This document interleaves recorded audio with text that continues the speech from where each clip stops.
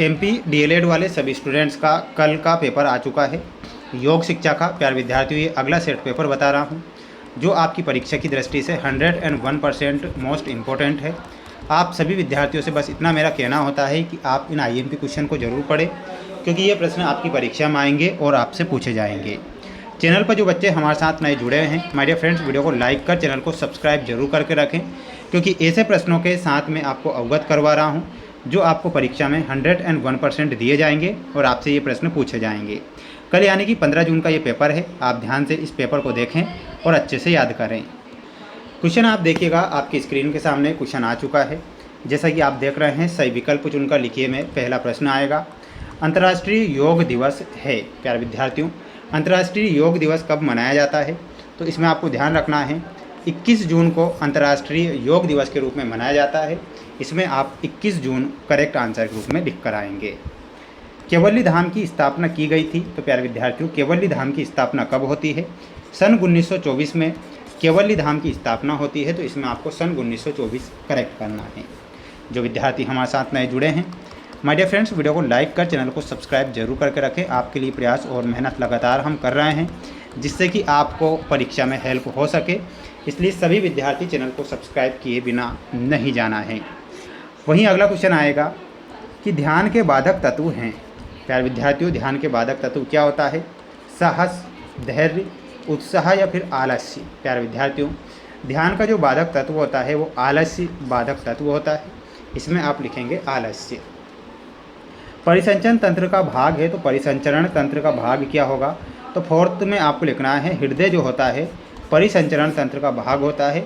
इसमें आप हृदय करेक्ट उत्तर के रूप में लिखेंगे।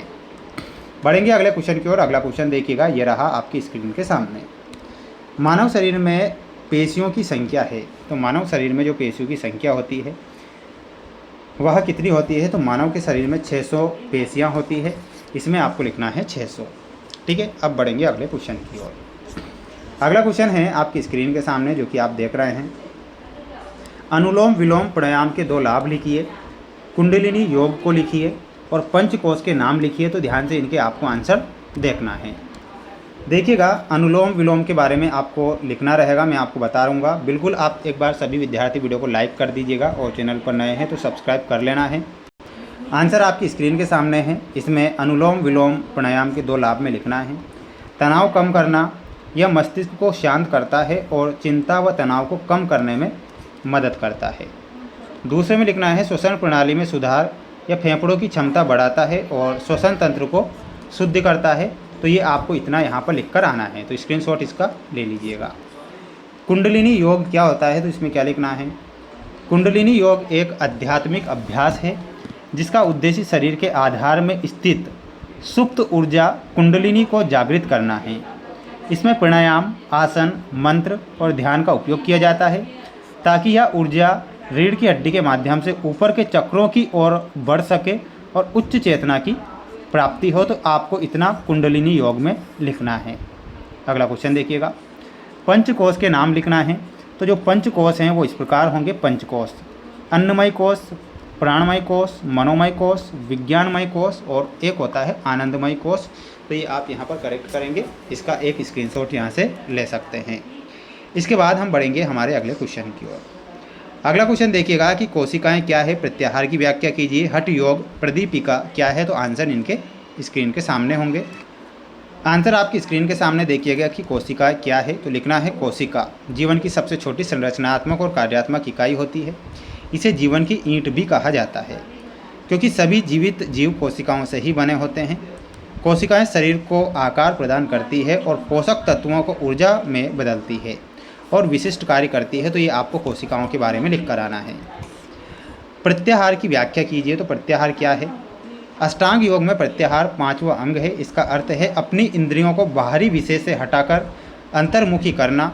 सरल शब्दों में जब मन बाहरी शोर और आकर्षणों से हटकर स्वयं के नियंत्रण में आ जाता है तो उसे प्रत्याहार कहते हैं। यह बाहरी दुनिया और आंतरिक योग के बीच एक सेतु पुल का कार्य करता है।